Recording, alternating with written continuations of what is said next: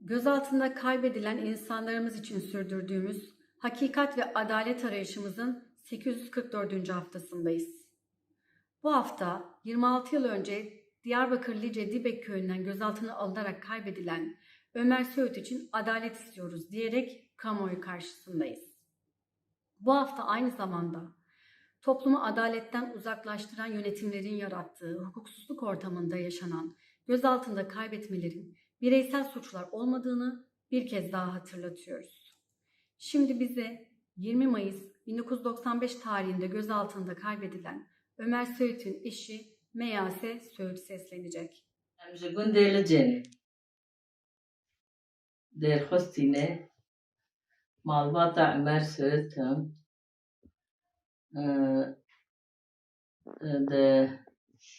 de gulane da çu ser'em çu iş operasyon çebu operasyon çüye embrda çü ve çü nar seroş qadiya nar işte serojan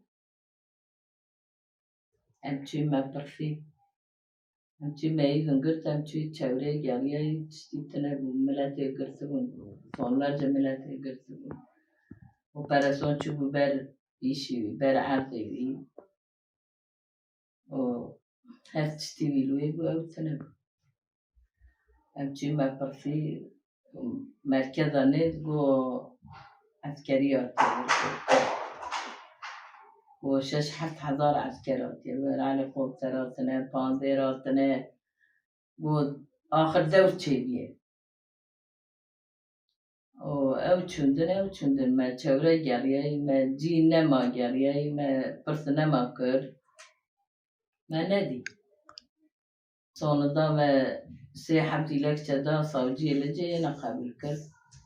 Açım müpersi mügu askeri yani çarkriye ما تبرج مرضي نقول مقول ولا دعوة خنا جرم حيا صوني صاغ بمصاغ نبم تيجا ضارك من أبوك مقول بعد عظمات شيء حكوماتي قرتيه جاوي كريا حكومات صاني صون راضي ستشوري قريام وهر روشش ماتون قريام ومفرطي وجينما جنازان دی مناس نکرو رضیا بو پرچه بونو پازیرا کاش کر بونو حاویس بونو بتو جلانده و چند جیان کاش کر بو اچون من دا سر جنازه کی بر حیان دره چیه نویرا بو بچو تنی بو یک نویرا بو بی اقصا یا ساغ بو چی بو بلغا قیامته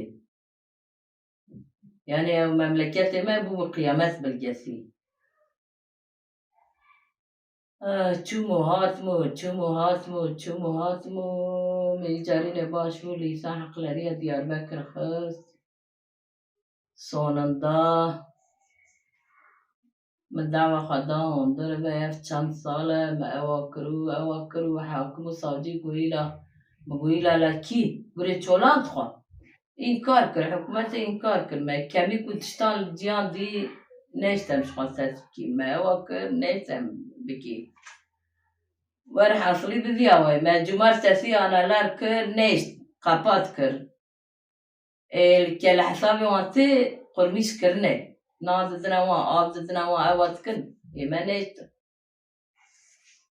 ولا محيا صاغي زيام لباي اوكا خانه باي حقي خانه تخاذي بي سوج بي سبب نما ذليبيا نما تشتكي بيدي نما بلاتاكي دي نما خبارك دي تخبارك نما دعوة ما أبكي دعوة ما دوامتك بوش نايه إنكارتك هيك بزمان قبول ناكي برا ام تخاذي عدالتك بو ام تخاذي حق وحقوق بو بسوجه بسببه او کنه نیه میر نکشتیه تشتی نکریه شغال سر کاری خوابیه سر عمل خوابیه سر vazife خوابیه çer kır. Ömer Söğüt'ün babasız büyüyen 8 çocuğu adına Ayşegül Söğüt seslenecek. Merhaba, ben Ayşegül Söğüt, Ömer Söğüt'ün kızıyım. 26 senedir bizim hak ve hukuk mücadelemiz devam ediyor, devam edecek. Babamın olayından sonra da bizim üzerimizde maalesef baskılar devam edildi. Çünkü bu olaylardan önce de köylerimiz yakıldı. 1992-93'lerde köylerimiz boşaltıldı. Zorla köyümüzden çıkartıldık. İlçeye geldik. İlçede de işte üzerimizde zorla korucu olacaksınız, olmazsanız buradan gidersiniz gibi baskılar hep devam etmişti. Babamdan sonra da 13-14 yaşında abim, daha hepimiz tabii 8 kardeşiz bu arada. 8 kardeşin abim 13-14 yaşında bunu alıyorlar. Çocuk yani sokakta oynarken alıyorlar, götürüyor, aileye haber vermeden 3 gün boyunca nezarete annem arıyor çocuğunu, tutuklamışlar, götürmüşler yani nezarette. Sonrasında zaten sürekli her gün evimize baskınlar yapılıyordu. Eşyalarımız dağıtılıyordu, dökülüyordu. Yani bir şeyler arıyorlar ama ne aradıklarını bilmiyoruz. Sürekli böyle bir korkutma, bir böyle yıldırma, bir böyle pes ettirmeye çalışma gibi durumlar devam ediyor. Ve çok uzun bir süre geçmeden maalesef kendi isteğimiz dışında zorla arabalara bindirilerek Diyarbakır'a göç ettirildik. Sonrasında dönüp eşyamızı bir kamyon falan filan vesaire tutmuştuk. Eşyalarımızı getirdik. Burada o süreçten sonra da hem yaşam mücadelesi hem hak ve hukuk mücadelemiz devam etti, devam edecek. Bununla beraber kayıp yakınlarının yani uzun yıllardır açtığı davalar, hak arayışı hala devam etmekte. Geciken adaletin yerine getirmesini, sesimizi alanlarda kamuoyuna duyuracağımız zamanların tekrar gelmesini umuyorum. Devletin baskıları ve saldırıları altında 26 yıldır devam eden adalet arayışımız ve failler yargılanana kadar bu mücadelemiz, hak ve hukuk mücadelemiz devam edecektir. Buradan bütün kayıp yakınlarının ailelerine ve annelerime sevgilerimi, saygılarımı yolluyorum. Devlet aklı bize meydanları kapatıp yıldırmaya çalışsa da bulunduğumuz her yerde adalet arayışına devam edip birbirimizin sesi olmaya lütfen devam edelim. Hak ve hukuk mücadelemizin peşini bırakmayalım. Göz altında kaybedilen babalarımız, abilerimiz, kardeşlerimiz, amcalarımız, yakınlarımız, faili meçhul cinayetlere kurban giden yakınlarımızı lütfen unutmayalım, onların sesi olalım. 844. haftamızın basın açıklamasını Cumartesi insanlarından Özgen Sadet okuyacak. Ömer Söğüt için adalet istiyoruz. Yönetimlerin yegane meşruiyet kaynağı, hukuka uygunluk ve toplumda adalet duygusunun yerleşmiş olmasıdır.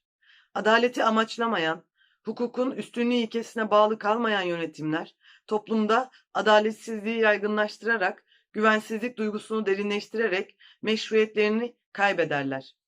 Toplumu adaletten uzaklaştıran yönetimlerin yarattığı hukuksuzluk ortamında ısrarla hatırlatıyoruz. Bu topraklarda yaşanan gözaltında kaybetmeler bireysel suçlar değildir. Yakınlarımız devlet güçleri tarafından kaybedildiler. Bu gerçek devletin resmi raporlarına, savcılık iddianamelerine, mahkeme tutanaklarına geçti. Kamuoyuna da yansıyan itiraflarla devletten güç alarak bu suçları işleyen faillerin ağzından gerçekler itiraf edildi. Ancak bu suçların üstü örtüldü, cezasız bırakıldı. Bugün yine içeriden benzer bir itirafa tanık oluyoruz. Diğerlerinde olduğu gibi devleti yönetenler ve yargı yine başını kuma gömüyor. İktidar güçleri suçluları koruyacaklarını gösterir açıklamalar yapıyor. Cumartesi anneleri ve insan hakları savunucuları olarak devleti suç örgütü olarak gösteren bu duruma son verilmesini istiyoruz. Organize suç örgütü lideri denilen Peker'in açıklamalarının ihbar kabul edilerek sözünü ettiği cinayetlere ilişkin soruşturmaların açılması, etkin soruşturmalar yoluyla hakikatin ortaya çıkartılması ve faillerin cezalandırılmasını bekliyor, tüm savcıları göreve çağırıyoruz. 844. haftamızda iktidarların etkisi altındaki yargının görmediği, harekete geçmediği bir insanlığa karşı suç dosyası ile kamuoyunun karşısındayız. Bizi bir mezarı bile çok gördüler diyen Söğüt ailesinin hakikat ve adalet talebine eşlik ediyoruz. 47 yaşındaki 8 çocuk babası Ömer Söğüt ve ailesi Lice'nin Dibek köyünde yaşıyordu. Güvenlik güçleri tarafından köylerinin yakılması nedeniyle göç etmek zorunda kalmışlardı. Ancak Ömer Söğüt tek geçim kaynakları olan köy civarındaki bağlarında çalışmak üzere gidiyordu. Bu gidiş gelişlerde askerlere rastlarsa darp edilmiş halde eve dönüyordu. 20 Mayıs 1995 sabahı asmaları budamak için eşeğiyle birlikte bağa gitti ancak akşam eve dönmedi. Sabah eşine bakmak için bağa giden Meyase Söğüt onun eşyalarını gördü. Eşek ağaca bağlı haldeydi. Toprakta da bir noktaya kadar devam eden ayak izleri ve o noktadan sonra sürüp giden araç izleri vardı. Eşini etrafa sordu. Civarda binlerce askerin katıldığı askeri bir operasyon yapıldığını, bu askerlerin eşini bahçeden alıp götürdüklerini öğrendi. 3 gün eşi serbest bırakılır diye bekleyen Meyase Söğüt bir yandan da onu kendi imkanlarıyla aradı. Jandarma merkezine gidip eşimi askerler almışlar, ne yapmışlar bize söyleyin dedi. Şehabettin Ön isimli rütbeli subay ona hakaretler yağdırdı, darp etti. Savcılığa başvurduğunda ise ancak 3. dilekçesi kabul edildi. Başvurduğu yetkililere eşimi askerler almış, ne olmuşsa devlet biliyor. Ben eşimin topraktaki ayak izlerini takip ettim. Onun ayak izleri panzerin bulunduğu yerde bitiyordu. Sonrasında panzerin izleri devam ediyordu dediği için devlete iftira atmakla suçlandı, tehdit edildi. Aile yıllar sonra başvurduğu İnsan Hakları Derneği aracılığıyla tekrar suç duyurusunda bulundu. Ancak bu başvurudan da bir sonuç alınamadı. 26 yıldır Ömer Söğüt'ün akıbeti karanlıkta bırakıldı. Suçun fail ve sorumluları tespit edilerek yargı önüne çıkartılmadı. 844. haftamızda Ömer Söğüt'ün akıbetinin açığa çıkartılması ve işlenen bu insanlığa karşı suçun şüphelilerinin tespit edilerek haklarında etkin soruşturma yürütülmesini talep ediyoruz.